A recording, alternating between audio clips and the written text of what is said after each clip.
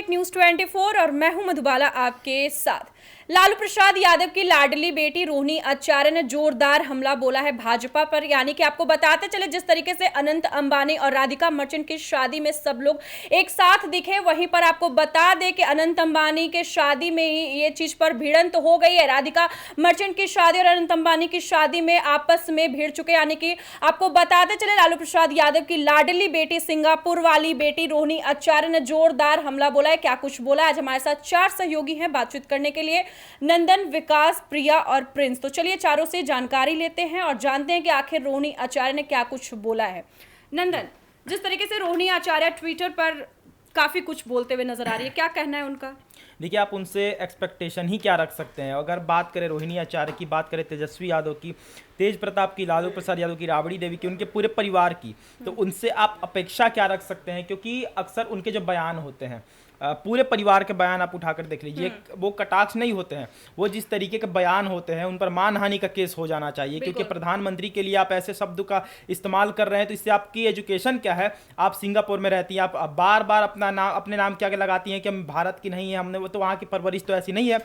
वहाँ की परवरिश तो ऐसी नहीं है कि आप किसी को भी, मतलब अपने प्रधानमंत्री को इस तरीके के भाषा से सम्मानित करिएगा, सम्मानित नहीं, अपमानित करिएगा, माफ करिएगा। उसके बाद अगर लेकर चलें तो शादी में, ठीक है, ये बात दूसरी आती है कि आपने प्रधानमंत्री को लेकर जूठा बर्तन वाली बात कही कि बर्तन साफ करने आए थे एंड तो हम कहना भी नहीं चाहते हैं। जितनी गिरी हुई बात उन्होंने की है, अपने स्तर, इंसान अपने स्तर की ही बात करता है। उनकी जो स्तर है, उस स्तर की बात वो कर रही है। उनसे ज्यादा उनसे कुछ अपेक्षा भी आप नहीं रख सकती हैं। और दूसरी बात अगर लेकर चले तो उनके पिता, उनके माता, उनके भाई लोग शादी में शरीक हुए थे। वो क्यों हुए थे, उस पर भी हमने वीडियो बनाया था। आपको अपने इज्जत, अपनी आबरू से कितना प्यार है वो हमें दिख गया। आपकी जबान कैसी है, राजनीतिक जबान आपकी कैसी है, वो हमें दिख गया। लालू प्रसाद यादव चलने के काबिल नहीं है, उनसे 2 कदम चला नहीं जाता है, लेकिन व्हीलचेयर पर बैठकर जाते हैं खाने के लिए। तो ये सारी चीज आप देख सकते हैं। लालू प्रसाद यादव की बात करें कि उन लोगों का बयान था ना कि अंबानी को नरेंद्र मोदी ने भारत बेच दिया है। तो जिस अंबानी को नरेंद्र मोदी ने भारत बेच दिया है, आप उसी अंबानी के इन्विटेशन पर क्यों जा रहे हैं? भैया, आपके लिए आपका इज्जत सब कुछ है, आपके लिए आपका आबरू सब कुछ है, तो फिर अपना इज्जत बेचकर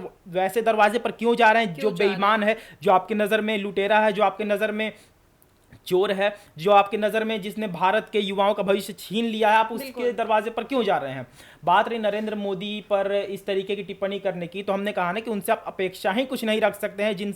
जिनके परिवार की अक्सर ऐसे टिप्पणियां आते रहती है, उन्हें लाइमलाइट में आने का मौका चाहिए। रोहिणी आचार्य की क्या बात करें हम, वो तो हार गई, जीत तो उनके हाथ लगी नहीं, तो लाइमलाइट में तो बने रहना चाहिए ना। लालू की बेटी है, लालू की बेटी, कब तक लालू के नाम पर आप ये अपना शासनकाल तो है ही नहीं, लालू के नाम पर कब तक आप जिएगा? तो हाँ, लाइमलाइट में आने के लिए कुछ उनके पास था नहीं। नरेंद्र मोदी थे तो उन पर निशाना बना लिया। उन्हें शायद ये नहीं पता कि उनके पूरे परिवार से भी तुलना किया जाए तो नरेंद्र मोदी का स्थान कितना ऊपर है। इस समय वो प्रधानमंत्री हैं और इनके पास क्या है? अभी तो इनका सरकार भी नहीं है। तो जिस तरीके की टिप्पणी ये कर रही है, नरेंद्र मोदी किस स्तर पर है, ये किस स्तर पर है, ये इन्हें पता नहीं है। लेकिन इनको ये जानकारी इनको होनी चाहिए कि हमारे पिता का पूरा शासन काल ले ले, हमारे पिता की पूरी जीवन काल ले ले, उससे ज्यादा नरेंद्र मोदी का अभी का स्थान है। हमारे पूरे खानदान का शासन काल ले ले, उससे बेहतर नरेंद्र मोदी का भी स्थान है।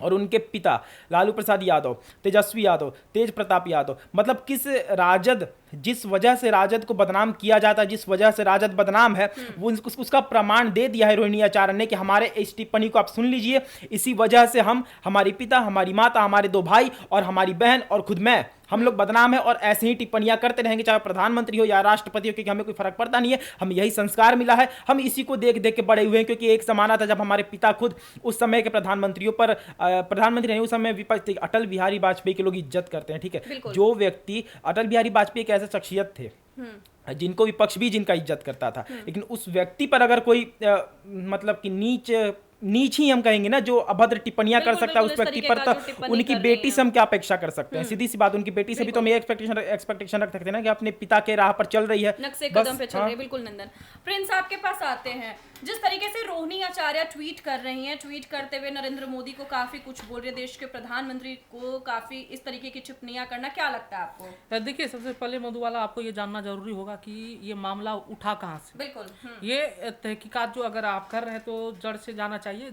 Exactly. जो मामला उठता है ये बीजेपी बिहार की तरफ से किया जाता है, कटाक्ष किया जाता है लालू परिवार पे। अगर देखिए किसी भी परिवार पर अगर आप कटाक्ष करते हैं तो कहीं ना कहीं वो भी फीडबैक आपको करता है, क्योंकि Exactly. अगर आप वार कर रहे हैं तो वो भी वार करेगा।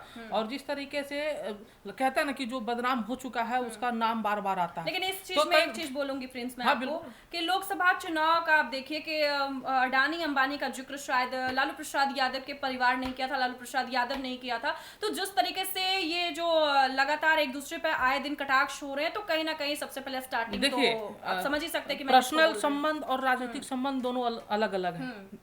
ये मानना पड़ेगा। बिल्कुल। हम कहते हैं ना कि सम्राट चौधरी और क्या कहते हैं तेजस्वी यादव आपस में भिड़े रहते हैं, बिल्कुल, लेकिन एक ये दूसरे राजनीतिक माहौल है, ये राजनीतिक परिवेश है। जब वो दोनों अकेले मिलेंगे तो कहीं ना कहीं वही भाईचारा वाला बिल्कुल। और जो सामाजिक परिवेश में जो संबंध होता है वही होता है। तो कहीं ना कहीं ये जो बयान होता है वो आप पॉलिटिकल देखिए, ना कि निजी उनके व्यक्तिगत जीवन से देखिए। तो कहीं ना कहीं ये इन चीजों को भी मानना पड़ेगा। तो जिस तरीके से नंदन व्याख्या कर रहे थे कि रोहिणी आचार्य के कारण जो है उनके परिवार बदनाम हो रहे हैं, उनके शासनकाल को गिनाया। चलिए मानते हैं कि लालू यादव का शासनकाल आपने गिना दिया कि खराब है, लेकिन क्या जरूरत है कि जब मामला शांत है तो आप आग तो लगाने का काम बीजेपी ने किया। नहीं, मामला देखिए, मामला शांत की बात नहीं थी। हमने बीजेपी कहीं ना कहीं इसमें ये घिर रहा है कि आपने वैसा कटाक्ष क्यों किया। अगर हम नंदन के परिवार को अगर कुछ गालियां देंगे, ठीक है, नंदन ऐसा तो नहीं है कि चुप बैठेंगे। बिल्कुल, उसी तरीके से रोहिणी आचार्य उनके परिवार का प्रिंस जी कारनामा रहा है ना, इसलिए हम बोले उनके परिवार की ऐसी कह सकते हैं ना, उनका जो काल था। हमने कहा ना कि उसी अंबानी को आपने कहा कि हमारे परिवार को आप गाली दीजिएगा, जब हमारा परिवार ही गलत रहेगा तो हम अपने परिवार को किस मुंह से बोलने जाएंगे। देखिए बात यहां पर यह आती है कि मुकेश अंबानी को जो व्यक्ति जो परिवार गालियां दे रहे थे, मुकेश अंबानी को मतलब कि बोल रहे थे कि भारत बेच दिया मुकेश अंबानी के हाथ में, उन्हें इतना नॉलेज नहीं है, थोड़ी 9वीं फेल, और ये उनसे हम क्या ही अपेक्षा रख सकते हैं उनके परिवार से। लेकिन फिर भी हम इतना कह सकते हैं कि उन्होंने जिस तरीके से बोला था कि अंबानी को देश बेच दिया एंड उनको इतना पता होना चाहिए, उनको इतना पता होना चाहिए, उनको इतना पता नहीं, उनको बात कंप्लीट करने दीजिए। उनको इतना पता होना चाहिए कि अंबानी और अडानी ये हमारे देश को इकोनॉमिकली डेवलप करते हैं। अगर हमारा देश इकोनॉमिकली अगर इतना डेवलप हुआ है तो only because of Adani and Ambani. Adani Ambani अपना जेब भरते हैं, साथ में इकोनॉमिकली इंडिया को भी डेवलप करते हैं। उनको इतना पता होना चाहिए। लेकिन नहीं, उनको आरोप लगाना है, मुकेश अंबानी को गाली देना है, लेकिन उसी मुकेश अंबानी घर में खाने जाना है। चलिए मानते हैं कि अगर हमारे अगर देश में अगर इंफ्रास्ट्रक्चर का अगर विकास होता है तो हमारे देश का जीडीपी बढ़ेगा। आपने बोला ये बात सत्य मानते हैं। तो क्या आप मानते हैं ना कि बीएसएनएल को आपने क्यों पीछे छोड़ा? अपने स्वार्थ के लिए ना छोड़ा, अपने राजनीतिक फायदे के लिए ना छोड़ा। आपने बीजेपी को प्रोत्साहन किया। अगर आप वो फंडिंग कर रहा है तो कहीं ना कहीं अपने स्वार्थ के लिए ना आप किसी को बढ़ा रहे हैं। तो बिजनेस में स्वार्थ नहीं ला सकते। आप बिजनेस में कहां से स्वार्थ ला रहे हैं? बिजनेस अगर जब जियो निकला था तो शुरुआत के 2-3 साल जो आपको फ्री ऑफ कॉस्ट उसने हर एक चीज दिया था, तब आपका जबान कहां था? तब ये राजनेताओं का जबान कहां था जब फ्री ऑफ कॉस्ट आप जियो का लुफ्त उठा रहे थे? लेकिन जब जियो बात करें, जियो आपको पता करोड़ों लोगों को रोजगार देता है, अकेले जियो रोजगार देता है, तो बेरोजगारों को रोजगार दे रहा है, इकोनॉमिकली डेवलप कर रहा है भारत को। बीएसएनएल हम बात कर रहे हैं, बीएसएनएल दे रहा है, लेकिन हम बात करें उद्योगपतियों की बात कर रहे हैं, उद्योगपतियों की बात कर रहे हैं ना, जो कि सरकारी कर्मचारी होते थे, उनमें लाखों कर्मचारी खटते थे बीएसएनएल में, उसको आप क्या कहते हैं धराशायी करके आप प्राइवेट। अगर हम इस पे जाएंगे तो हम लालू सरकार पे फिर आ सकते हैं ना कि जो कंपनियों फैक्ट्रीज में लोग कमाते तो कहां है उसमें ताला मारने गया भाई। हम लोग बात को फिर लाएंगे, तब तक हम विकास से जानते हैं। विकास, जिस तरीके से ट्वीट की है रोहिणी आचार्य, लालू प्रसाद यादव की लाडली बेटी, प्रधानमंत्री नरेंद्र मोदी पे क्या कहना चाहेंगे आप? देखिए, रोहिणी वो है, उस पिता की बेटी है जो सिंगापुर में रहती है, जिसे भारत से कोई मतलब नहीं रहता है, बिहार से कोई मतलब नहीं रहता है। मतलब कब होता है? जब चुनाव आते हैं तब मतलब होता है। लेकिन अब हम रोहिणी का जिक्र कर ले, उनके परिवार का जिक्र कर ले, तो रोहिणी की माँ ही अंगूठा छाप थी, बिहार की सीएम थी। रोहिणी का भाई जो बिहार के डिप्टी सीएम रह चुके हैं, स्वास्थ्य मंत्री रह चुके हैं, तमाम बड़े बड़े विभाग उनके पास रह चुके हैं, 9वीं फेल है। तो उस बहन से, उस बेटी के से आप क्या अपेक्षा रखेंगे? किस तरीके का भाषा शैली का अपेक्षा रखेंगे? ये अपना भाषा शैली वो दिखा रहे हैं कि वो किस खानदान से हैं, उनके खानदान में शिक्षा का जो स्तर है वो क्या है, और कितने ज़्यादा पढ़े लिखे उनके परिवार के लोग हैं। वो सीधा ये जाहिर कर चुके हैं। जिस तरीके से उन्होंने शब्द देश के प्रधानमंत्री नरेंद्र मोदी के लिए लिखा, ये शब्द से वो पता चल चुका है कि उन्हें भले ही सिंगापुर में रह रहे हैं, लेकिन सिंगापुर में रहने के बाद भी उनका दिमाग जो है वो घुटने में ही है। और यही कारण है कि आज देश के प्रधानमंत्री के लिए उन्होंने इस शब्द का इस्तेमाल किया है।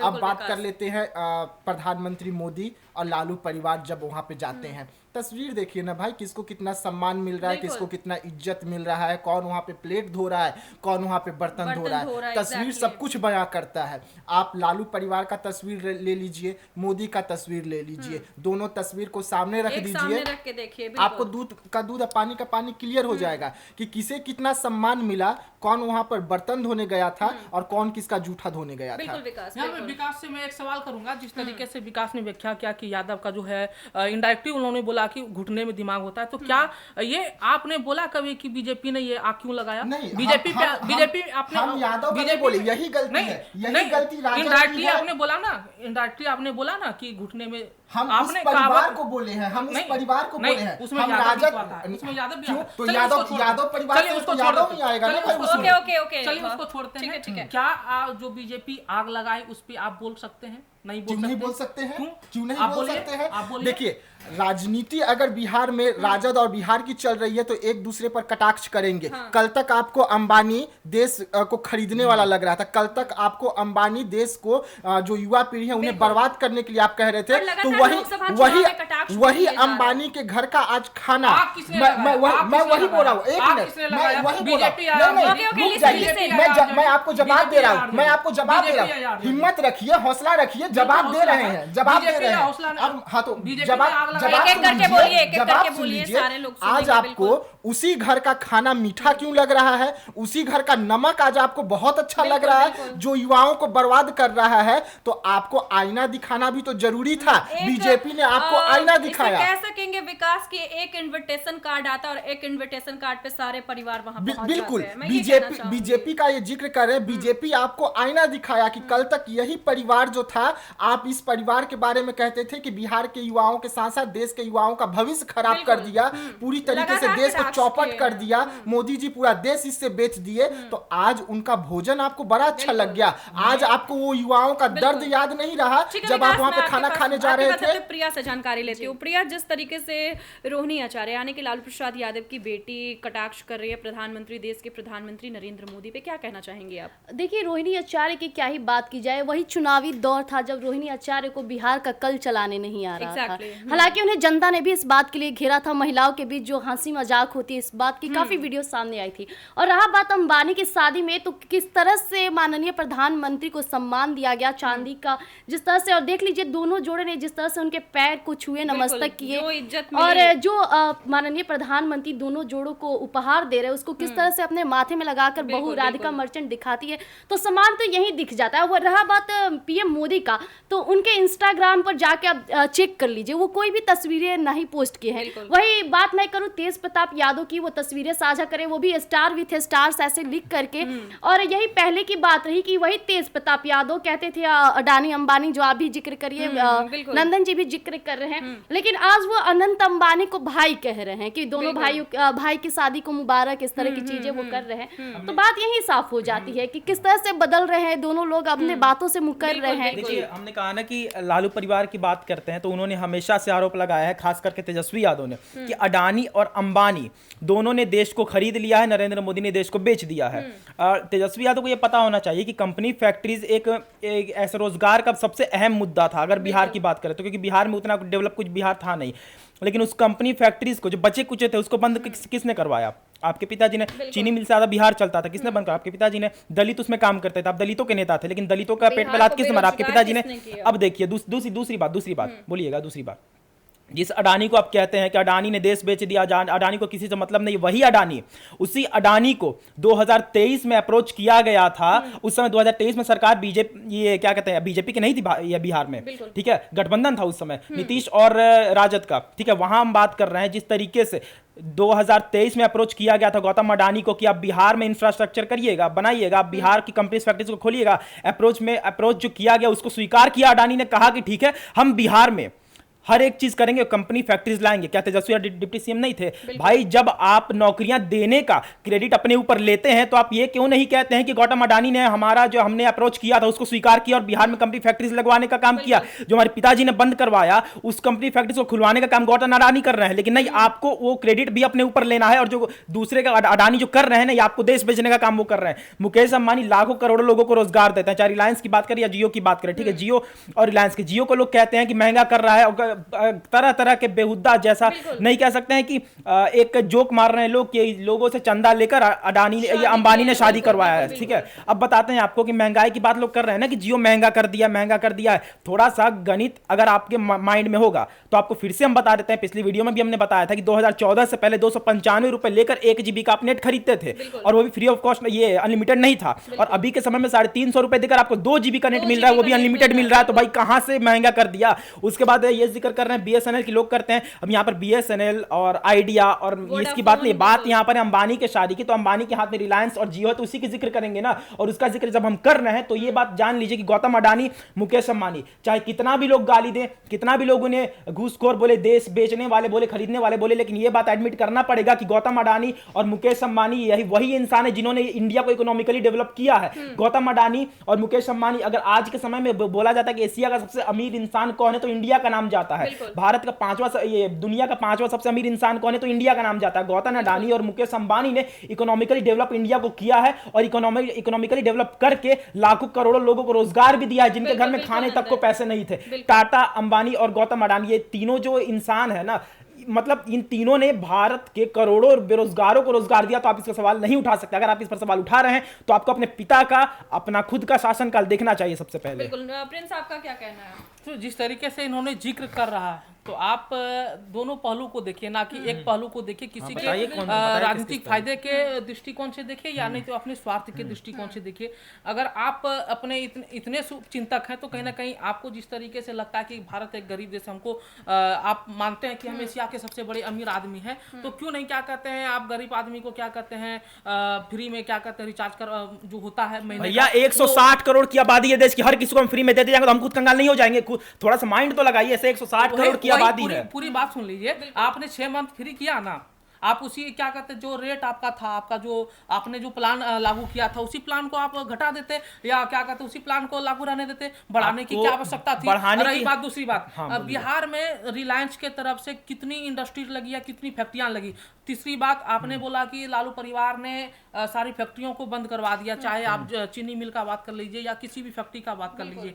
तो कहीं ना कहीं जिस तरीके से अभी 20 साल के लगभग से क्या कहते हैं एनडीए की सरकार बिहार में है, तो क्यों नहीं एनडीए का क्षमता है या उनकी कैपेसिटी है कि उसी फैक्ट्री को फिर से हम इन्होंने अभी जिक्र किया कि इसके बाद इन्होंने किया बीएसएनएल क्या कहते हैं को आगे लाने में या उसको गर्क करने में जो भारत सरकार की अहम भूमिका है। रिलायंस के आने के बाद करोड़ों युवाओं को रोजगार देने की बात कही है। आप बीएसएनएल के ऑफिस में जाइए, जितने लोग अभी रोजगार में थे उनकी नौकरी चली गई, उनके परिवार जो क्या कहते हैं सुख से रहा करते थे, वो अभी उस स्थिति में नहीं है जो कि अपने घर परिवार को चला सकते। तो आप किस तरीके से आपने अभी कहा ना, एक लोगों को आप हम बता रहे हैं, आप दूसरे लोगों करोड़पति को आप अरबपति बना रहे हैं। तो कहीं ना कहीं एक पहलू को मत देखिए, हर पहलू को देख करके बात करिए। पहला, हाँ बोलिए। देखिए आपने अभी कहा कि रिलायंस, मुकेश अंबानी को आपने टारगेट किया कि बिहार में कंपनी फैक्ट्रीज क्यों नहीं लगवाते हैं, ठीक है? आपको बता देते हैं कि बिहार में अगर कोई कंपनी फैक्ट्रीज लगवाएगा तो उसमें बिहार सरकार का भी योगदान रहना चाहिए। बिहार सरकार ने कभी से नहीं चाहता कि हमारे अंदर कोई कंपनी फैक्ट्रीज बने। अगर चाहते तो सांसद में जाकर सवाल उठाते, लालू प्रसाद यादव की जबान से भी निकलता, नीतीश कुमार के जबान से भी निकलता कि हमारे राज्य में कंपनियां फैक्ट्रीज चाहिए। कितनी बार निकला है जबान से? दूसरी बात, दूसरी हमें नहीं, आपको हमने बोलने का मौका दिया, आपको हमने बोलने का मौका दिया ना, आपको हमने बोलने का मौका दिया ना, आपको हमने बोलने का मौका दिया ना, आपको हमने बोलने का मौका दिया ना, अब हमें बोलने दीजिए। दूसरी बात आपने क्या लाई थी कि कंपनी फैक्ट्रीज की बात कर रहे हैं, तो ये बात आप ना ही करें तो ज्यादा बेहतर होगा, क्योंकि आपको भी अच्छे तरीके से पता है प्रियंश जी, आपको भी अच्छे तरीके से पता है कि बिहार अगर आज के समय में सबसे ज्यादा बेरोजगारी यहाँ की युवा करती है तो वो उसमें किसका योगदान रहा है आपको बेहतर तरीके से पता है। रिलायंस बीएसएनएल का आप जिक्र करते हैं, आपको अच्छे तरीके से पता है कि जीडीपी की बात करें, इकोनॉमिकली बात करें तो किसने डेवलप किया हमारे कंट्री को। बीएसएनएल ने कितना डेवलप किया था आपके कंट्री को, इकोनॉमिकली बात कर रहे हैं, कितना डेवलप किया था, नहीं किया था। रिलायंस ने कितना किया, आपके आंख के सामने हर एक चीज है। बीएसएनएल अगर इतने सालों तक चला था तो इकोनॉमिकली आपके कंट्री को डेवलप क्यों नहीं कर पाया 2014-16 से पहले। लेकिन जब से रिलायंस आया, जब से जियो आया, तब से आपकी कंट्री इकोनॉमिकली डेवलप हुई है कि नहीं हुई है। यहां पे आप कह रहे हैं कि देश बेच दिया और लोगों, हाँ आप कह रहे हैं फ्री ऑफ कॉस्ट, शुरुआत में 2-3 महीने फ्री किए, 6 महीने फ्री के फिर नहीं किए। आपको हम 6 महीने फ्री का कपड़ा देंगे, उसके बाद जिंदगी भर आपका ठेका उठा के हम रखेंगे, फ्री का कपड़ा देंगे। देखिए उद्योगपति है, उनका ग्राफ रहता है, अप डाउन का ग्राफ रहता है, उनको अपना ग्राफ देखकर चलना पड़ता है। अगर ग्राफ नीचे जाएगा तो उनको बढ़ाना ही पड़ेगा दाम। ऐसा नहीं है कि हम तेल बढ़ता है ना, कभी 100 हुआ कभी 99 हुआ, आप ये इस पर भी सवाल उठाते हैं कि 100 का 100 क्यों नहीं रहता है। तो थोड़ा बिजनेस वाला माइंड लाइए, उस हिसाब से समझिए कि क्या होता है ये। बिल्कुल। देखिए मधुबाला, जिस तरीके से इस वक्त बात हो रही है अडानी और अंबानी पर, तो हम बता दें कि नौकरी का जिक्र चला, बिहार देश बेचने का जिक्र चला, तो ठीक है, जब आप नीतीश कुमार के साथ थे बिहार में, जब आपकी सरकार चल रही थी, तो आपने जो अडानी को प्रस्ताव डाला कि आइए बिहार में, तो क्या आप भी बिहार बेचने के लिए तैयार थे? ये सवाल तो उठेगा ना। अगर मोदी जी देश के पीएम है, वो देश बेच रहे हैं, तो ठीक है, वो बिहार नहीं बेच सकते, क्योंकि बिहार में उस समय खुद तेजस्वी यादव की सरकार चल रही थी। और आप उन्हीं लोगों से जिनसे मोदी जी देश बेच रहे हैं, आप उन्हें प्रस्ताव दे रहे हैं कि आइए हमारे बिहार में फैक्ट्रियां खोलिए। तो क्या आप बिहार के युवाओं का भविष्य बेचने के लिए तैयार थे? आप बिहार को बेचने के लिए तैयार थे? ये भी तो सवाल उठेगा ना। जब आपसे सवाल पूछा जाए तो भाग जाएंगे, सिर्फ एक ही सवाल देंगे कि नहीं मोदी ने पूरा देश बेच दिया, मोदी ने रेल बेच दिया, मोदी ने प्लेन बेच दिया। अरे बेच दिया तो प्रस्ताव लाइए ना भाई संसद भवन में। अब तो आपके पास इतने सारे सांसद हैं, लाइए सबूत दीजिए कि बेच दिया। अभी लोग कहते हैं कि मुकेश अंबानी और गौतम अडानी को लेकर, ठीक है, कि नरेंद्र मोदी का हाथ उनके ऊपर है, इसलिए वो जेल नहीं जा रहा है, नहीं तो नरेंद्र मोदी नहीं रहता तो जेल चले जाते। 2014 से पहले मुकेश अंबानी रोड पर रहते थे।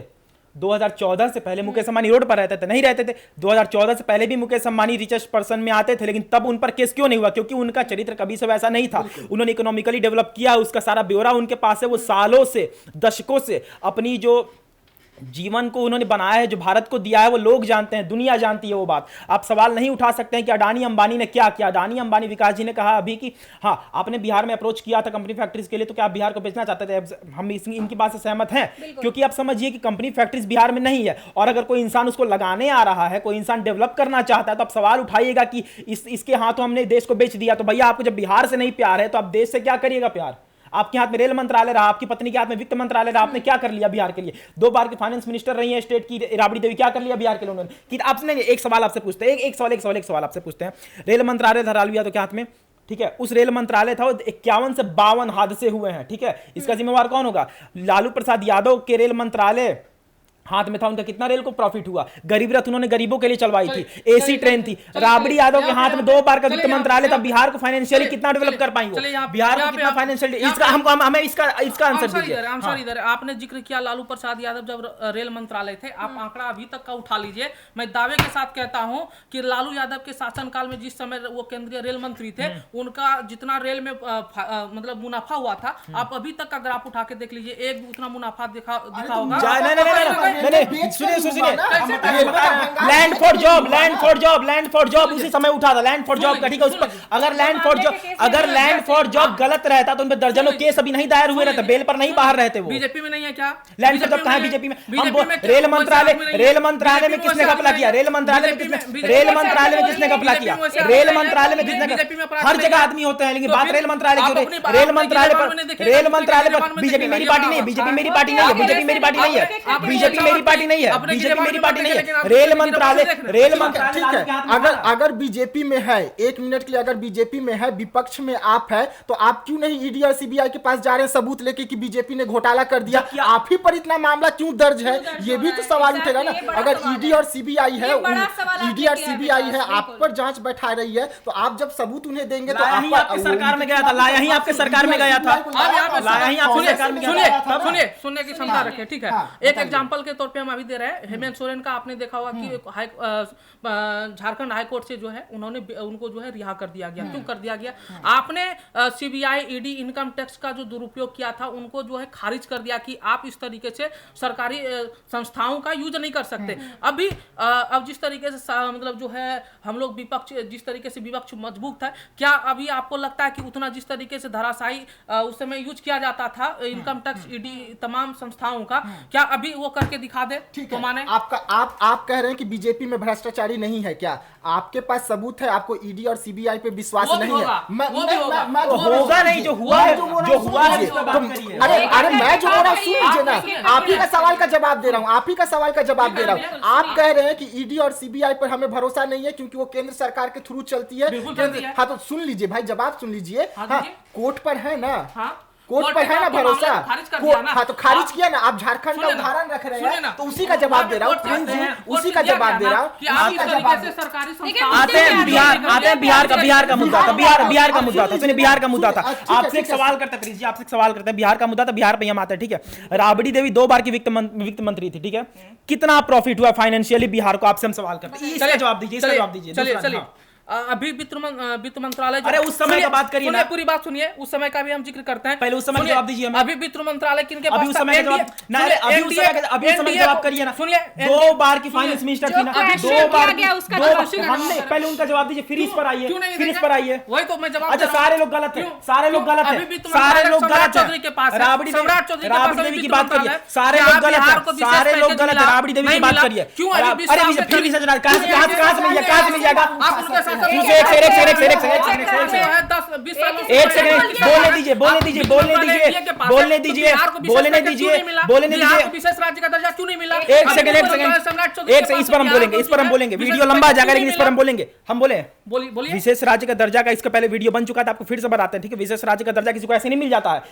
2013 में राजा राम कमेटी बैठी थी, जिस कमेटी में बोल दिया गया था कि बिहार को विशेष राज्य का दर्जा नहीं मिलेगा। अगर बिहार को एक्स्ट्रा फंड चाहिए तो केंद्र देगा, एक सेकंड, लेकिन बिहार को विशेष राज्य नहीं, हंसिए मत, लेकिन उसको विशेष राज्य का दर्जा नहीं मिलेगा। 2017 में 15 फाइनेंस कमीशन में कहा गया था, 2017 के 15 फाइनेंस कमीशन, बात करने दीजिए, 2017 के 15 फाइनेंस कमीशन में नवंबर में कहा गया था कि बिहार के पास अभी जिन राज्यों को विशेष राज्य का दर्जा मिल चुका है उन्हें मिलेगा, नए किसी राज्य को दर्जा नहीं मिलेगा। 17 का बात आपको नहीं याद, आप कहां से बोलते विशेष राज्य? दूसरी पहली बात फिर से नहीं कंप्लीट, लेट मी कंप्लीट, पहले बोले दीजिए, पहले पूरा करने दीजिए, पहले बात पूरा करने दीजिए, दूसरी बात, अभी फिर क्यों मांग रहे हैं? अभी चिराग आपकी पासवान सुन रहे हैं, अगर वो सरकार क्या कहा? रखेंगे ना, मांग तो कोई भी रख सकता है, मांग तो रख सकता जब आप है। बोल रहे हैं, कह रहे हैं, आप बोलने दीजिए, हम बता रहे हैं ना। आपने यहाँ पर जिक्र किया कि विशेष राज्य का दर्जा, आपने कहा ना क्यों नहीं मिल रहा, हम उसी का जिक्र, हमको चिराग नीतीश कोई मेरा फूफा नहीं लगते, उनसे हमको मतलब है। आपने कहा कि विशेष राज्य का दर्जा क्यों नहीं मिल रहा, हम जब गिनवाने लगे तब आप हंसने लगे, बात पलटने लगे। बात सुनिए पहले, उसी में क्राइटेरिया ये था कि आपका हिली माउंटेन क्षेत्र रहना चाहिए, आपका बॉर्डर स्पेसिफिक लोकेशन पे रहना चाहिए, उसके बाद आपके शरीर को इकोनॉमिकली डेवलप होना चाहिए, और उसके बाद आपका पॉपुलेशन ज्यादा नहीं होना चाहिए। बिहार के पास क्या है, और ट्राइबल एरिया आपका होना चाहिए। बिहार के पास ट्राइबल एरिया नहीं है, बिहार स्पेसिफिक लोकेशन पे नहीं आता है, बिहार के पास हिली माउंटेन एरिया नहीं है, बिहार के पास इकोनॉमिकली बिहार डेवलप नहीं है, बिहार के पास सिर्फ पॉपुलेशन है और 14 करोड़ पॉपुलेशन के साथ कोई भी किसी को नहीं देगा विशेष राज्य का दर्जा अगर पॉपुलेशन और ट्राइबल एरिया भी नहीं है बिहार। और अगर पॉपुलेशन के वाइज देखा, अगर बात पूरा करने दीजिए। 1959 में अगर आप जाइएगा तो 3 राज्यों को विशेष राज्य का दर्जा मिला था, जम्मू कश्मीर, नागालैंड, असम। जम्मू कश्मीर को इसलिए मिला था क्योंकि वो स्पेसिफिक लोकेशन पर बेस्ड था, वहां से घुसपैठिया घुस सकते थे, चाइना से, पाकिस्तान से। असम को इसलिए मिला था क्योंकि असम ट्राइबल एरिया था। नागालैंड को इसलिए मिला था क्योंकि Nagaland tribal and hilly area था। आपके बिहार के पास क्या है, आपके बिहार के पास सिर्फ एक चीज है कि इकोनॉमिकली डेवलप नहीं है। अगर आप सिर्फ एक इकोनॉमिकली डेवलप पे आइएगा कि विशेष राज्य का दर्जा मिले तो उड़ीसा भी मांग करेगा कि उड़ीसा बिहार से ज्यादा इकोनॉमिकली लो है। लास्ट आखिरी बात, अगर बिहार इकोनॉमिकली डेवलप नहीं है, इसके लिए आप विशेष राज्य का दर्जा मांगिएगा तो आपको पता होना चाहिए बिहार के पास हर एक वो चीज है जिससे वो बिहार खुद को इकोनॉमिकली डेवलप कर सकता है। लेकिन बिहार खुद को इकोनॉमिकली डेवलप नहीं कर रहा है क्योंकि झारखंड जब बिहार से निकला था तो झारखंड बस जंगल था, झाड़ था। लेकिन आज के समय में झारखंड डेवलप ज्यादा है बिहार से, क्यों? उन्होंने खुद को किया डेवलप। ये बात आप समझिए, विशेष राज्य का दर्जा मांगने से नहीं मिल जाता, क्राइटेरिया। अब जवाब दे दें। चलिए, अगर बिहार को विशेष राज्य का दर्जा नहीं मिल सकता तो अभी सम्राट चौधरी हो गए, चिराग पासवान हो गए, संभवी चौधरी हो गई, राजेश वर्मा हो गए, जीतन राम मांझी हो गए, नीतीश कुमार हो गए, नीतीश कुमार की पार्टी हो गई। तो बिहार को विशेष राज्य की दर्जा की मांग की क्यों, किस आधार पे करें? हम बताते हैं, जवाब देने दीजिए, ठीक है। दूसरी बात, और आपको मैंने बोला कि विशेष पैकेज या विशेष राज्य का दर्जा, तो विशेष पैकेज के लिए आपने जब बोला कि विशेष पैकेज भी नहीं मिल सकता तो सम्राट चौधरी निर्मला सीतारमण से जो है परसों क्यों मिले थे? और दूसरी बात कि उन्होंने विशेष पैकेज के लिए अनुरोध क्यों किया था? ये सवाल भी तो खड़ा होता है। जवाब जब देने को आपको तैयार हैं, कैटेगरिया हम से जवाब जो देने है को तैयार बाहर हैं। कर दिया गया, तो आप किस बेसिस पे मांग हम रहे हैं जवाब इस चीज देने को तैयार हैं, ठीक है, तो हमें जवाब बोलने आपने दीजिए, जब हमें आपको बोलने जवाब दीजिए। नहीं है तो क्या हम जवाब देने को आपके तैयार पास हैं? नहीं है, क्यों नहीं है? फिर से सवाल तो करते हैं। आप क्यों मांग नहीं, आप जवाब क्यों मांग रहे नहीं, हैं? जवाब आपके फिर पास आप क्यों नहीं मांग रहे है। हैं? दो बार वीडियो किसी को लंबा नहीं एक सेकंड, एक करते। दूसरी सेकंड, चीज, एक सेकंड। अब इन्होंने बोला था कि राबड़ी देवी जो है 2 बार वित्त हाँ, मंत्री क्या मंत्री कर रही लिया थी, उन्होंने? हाँ, उन्होंने बताइए। क्या कर लिया? 20 साल से अभी एनडीए की सरकार बिहार में है, वित्त मंत्रालय तो एनडीए के पास ही है, मान के रखिए, अभी सरकार तो उन्हीं के पास है। तो क्या विशेष पैकेज के तौर पे आपने बिहार को क्या दिया? 2012 में कौन था वित्त मंत्री सुनिए, बिहार का? कौन देखिए, था? यहाँ पे बिहार को विशेष राज्य का दर्जा और पैकेज की बात नहीं हो रही थी, यहाँ पे रोहिणी आचार्य की बात हो रही थी। तो हम लोग लास्ट उसी पे आते हैं और उस पे अब खत्म करते हैं, वीडियो को ज्यादा लंबा नहीं करेंगे, क्योंकि देखिए रोहिणी आचार्य जिस तरीके से प्रधानमंत्री नरेंद्र मोदी पे कटाक्ष की हैं, ये बहुत बड़ा सवाल बन के अभी सियासत भी गर्म हो चुका है इस बात से लेकर के। आप उस पे क्या कहिएगा, उस बात पे आइए। देखिए, सबसे पहली बात तो जिस तरीके से आग लगाने का काम बीजेपी ने किया, ठीक है, इनको भी ध्यान में रख करके उनको टारगेट करना चाहिए था। राजनीतिक परिवेश, मैंने पहले भी कहा था, राजनीतिक परिवेश और निजी संबंध दोनों में बहुत धरती आसमान का अंतर आप भी अच्छे से जानते हैं। तो कहीं ना कहीं राजनीतिक फायदे के लिए आप किसी को टारगेट करके उनके परिवार को टारगेट करते हैं। आपने सवाल खड़ा किया था उस समय भी, जब रोहिणी आचार्य ने वो अपने जो है पिताजी को किडनी दी थी, तो उस समय भी आपने उनको उनके संबंधों को तार तार किया। तो सवाल आप सिर्फ राजनीतिक फायदे के लिए करते हैं। बीजेपी अभी क्या है ना कि राजनीतिक फायदे के लिए कुछ भी कर सकती है। एग्जाम्पल के तौर पे हम अभी बहुत सारा उदाहरण दे सकते हैं कि जिस तरीके से पुलवामा अटैक हुआ था, आपने वहां पे सत्यपाल, जम्मू कश्मीर के जो सत्यपाल मलिक थे राज्यपाल, उनको आपने पुलवामा अटैक के बारे में जानकारी देने से मना कर दिया, उनको जो है वहां के राज्यपाल से हटा दिया। आखिर इन सब चीजों को लेकर बीजेपी अगर किसी पर आरोप लगा रही है तो कहीं ना कहीं उनको अपने गिरबान में देखना चाहिए, उसके बाद दूसरे को टारगेट लेना। हाँ, रोहिणी आचार्य का धीरे धीरे करके इनका सारा उत्तर देते हैं, वहीं पर फिर इन लोगों से आप प्रतिक्रिया ले लीजिएगा। देखिए, बात करते हैं रोहिणी आचार्य की, ठीक है, उनके प्रतिक्रियाओं की बात करें, उनकी जो बात की बोलने की शैली थी, जो ट्वीट करने की शैली, तो बहुत ही अनपढ़ की तरह, जाहिल की तरह उन्होंने ट्वीट किया था। इस पर कोई दो राय नहीं है। इन्होंने कहा कि हाँ चलिए, आग लगाने का काम बीजेपी ने किया था, लालू परिवार में से सावन में मटन बनाता है लालू परिवार, राम को गाली देता है लालू परिवार, और श्री कृष्ण को मानने वाला राम को उल्टा सीधा बोलता है लालू परिवार। अपने पिता, इन्होंने कहा ना कि संबंध को तार तार किया किडनी देकर।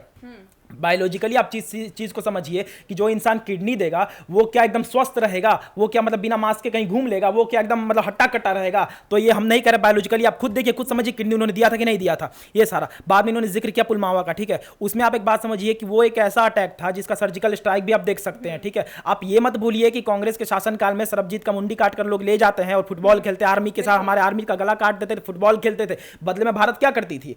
अभी बदले में रिएक्शन भारत कर रही है ना, ये चीज देखिए। और सबसे बड़ी बात देखिए, आखिरी बात हम यही कहेंगे, रोहिणी आचार्य की जो प्रतिक्रिया रही है, प्रतिक्रिया नहीं, जो ट्वीट उन्होंने किया है, वो ट्वीट कोई 6ठे क्लास का सरकारी स्कूल का लड़का ही कर सकता है, जिसको कोई ज्ञान नहीं है कि हमें किसे क्या बोलना है। उन्हें इतना पता होना चाहिए कि प्रधानमंत्री पर अगर उल्टे सीधे टिप्पणी करेंगे तो हमारे साथ कितना गलत हो सकता है। बिल्कुल। प्रिया, आप क्या कहेंगे रोहिणी जी? देखिए, रोहिणी आचार्य जिस तरह से ट्वीट की है, वो कहीं ना कहीं अपनी जो बुद्धि है उसको दिखा रही है कि उनका बुद्धि कितना है। हालांकि माननीय प्रधानमंत्री को किस तरह सम्मान दिया गया, ये तो पूरी सोशल मीडिया पे वीडियोस वायरल है, तो इसका तो खुलासा अपने आप हो जाएगा। रहा बात लालू यादव, जिस तरह से वो शादी में जाते हैं, यहाँ तक कि मीडिया कर्मियों से जिस तरह से तेजस्वी यादव बोलते हैं कार्ड आया है, जा रहे हैं, इस तरह से उनका शब्द था, जिस तरह से उन्होंने बोला। बिल्कुल जी। विकास, आप क्या कहेंगे?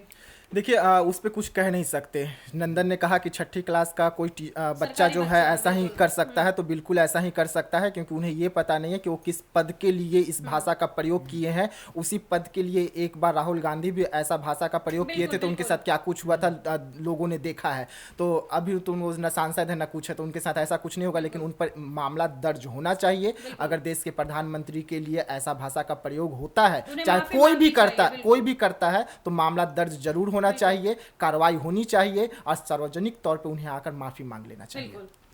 तो जैसा कि आपने सुना, इस वक्त बड़ी खबर निकल करके सामने आ रही है, यानी कि सोशल मीडिया पर अभी एक ट्वीट की है रोहिणी आचार्य, काफी तेजी से वायरल हो रहा है। आपको बता दें कि रोहिणी आचार्य ने प्रधानमंत्री नरेंद्र मोदी पर काफी कुछ बड़ा कटाक्ष किया, यानी कि अनंत अंबानी और राधिका मर्चेंट की शादी को लेकर के काफी बवाल सा मच गया है। लालू परिवार भी वहां पे मौजूद होते हैं, वहीं पर भाजपा सरकार भी मौजूद रहती है, और इसी बीच दोनों के बीच काफी घमासान युद्ध हो रहा है। यानी कि आप सोशल मीडिया पर, आपको जो वीडियो में मैं एक ट्वीट भी आप लोगों के सामने दिखाने वाली हूँ, तो वो जरूर आप पढ़िएगा रोहिणी आचार्य ने क्या कुछ कटाक्ष किया। तब तक के लिए धन्यवाद।